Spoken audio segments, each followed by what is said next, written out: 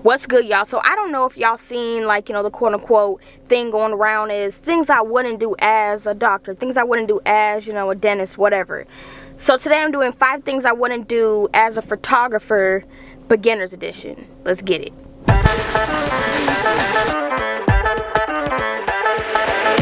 Alright, so number 5 that I wouldn't do as like a beginner photographer is sit at home and watch YouTube all day, every day. I feel like, YouTube is great to like learn things and, get ideas and all that stuff, but you also have to like implement, like go out and actually shoot versus stay at home. And or if you do want to stay at home, at least like shoot something.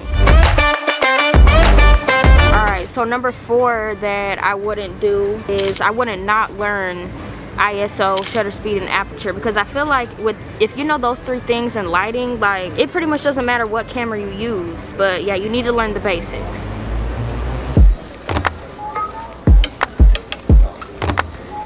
Alright, number 3 of the thing I want to do as a beginning photographer is basically taking pictures of the same thing. If you like taking pictures of, products, don't always take pictures of products. Take pictures of like portraits and landscapes and things, because I feel like you don't really know what you really like if you don't like try different things, if that makes sense.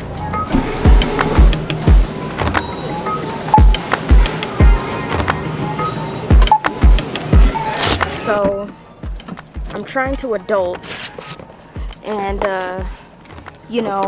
change my air filter, change my oil and all of that, but it's a process.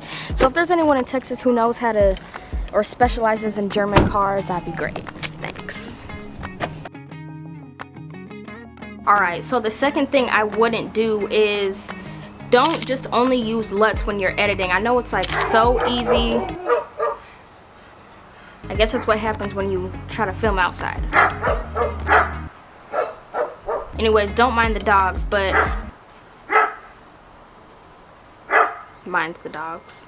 But yeah, so don't only use LUTs when you're editing. The reason being, in my own opinion, is because if you just buy LUTs all the time and then you're only using that when you edit, unless you're really like learning, like, okay, put the LUT on there and then see what kind of colors are being adjusted and the highlights and what, the exposure is doing and the tone curve. So unless you are understanding as you're using the LUTs, just don't use the LUTs. Try to actually like manually edit, why I say manually, whatever, same thing. Try to manually edit your photos so you know and understand, what the lumetri is doing and all of that good stuff. So yeah, don't just only use LUTs unless you're learning with the LUTs. Now before we get into the last thing that I wouldn't do, if y'all are getting value or entertainment or anything out of this video, go ahead and drop a like.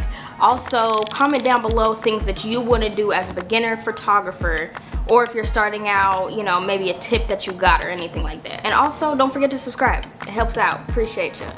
But alright, so the last thing that I would not do as a beginner photographer is compare myself. So I used to do this a lot back when I started, like 2018, I think 2017, 2018, one of those times. But I used to be like, oh, my pictures don't look like Peter McKinnon's and da-da-da. We are 2 completely different people, like 2 completely different people.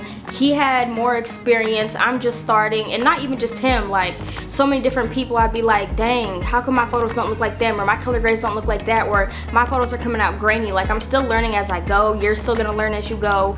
So just don't compare yourself. It does nothing but give you negativity and a headache and demotivate you to even want to pick up your camera. So don't do it. But alright, y'all, so those were my 5 things that I want to do as a beginner photographer. And if you want to see more videos like this, go ahead and click the card. I'm out. Love is love. Love is love. Love is love. Love is love. Adios.